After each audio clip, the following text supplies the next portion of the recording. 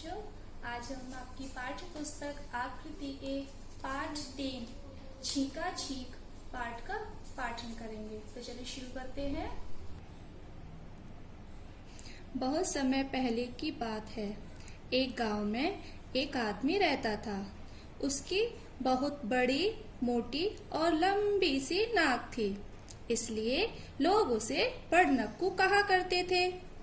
बड़नक्कू को अपनी नाक इतनी पसंद थी कि वह उसकी बड़ाई किया करता।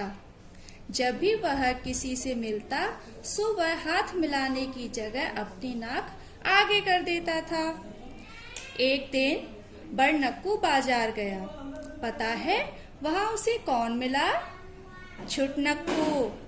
छुटनक्कू की नाक बिल्कुल छोटी सी थी, जो उसको बहुत बुरी लगती थी।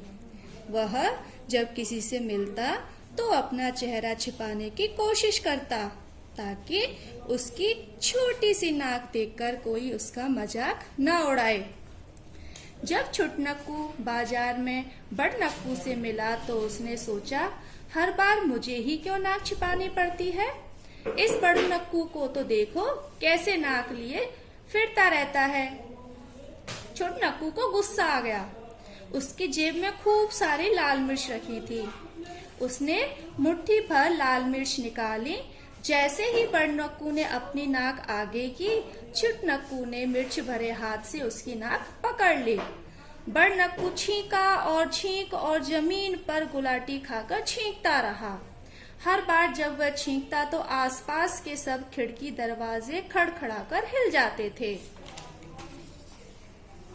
छुटनक्कू खूब हंसा। जमीन पर लौटकर हाथ पांव उछाल उछाल कर हंसता रहा। इतना हंसा कि वह भूल ही गया कि उसके हाथों में अभी भी मिर्ची लगी हुई थी।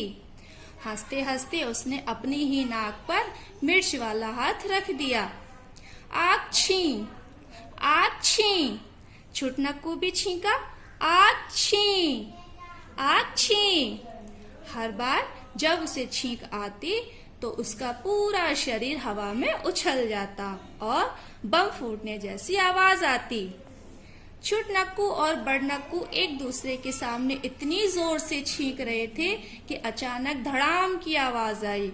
सबने देखा कि दोनों के सिर धड़ाम से टकरा गए थे। इतनी जोर से टकराए कि उनका छींकना ही रुक गया।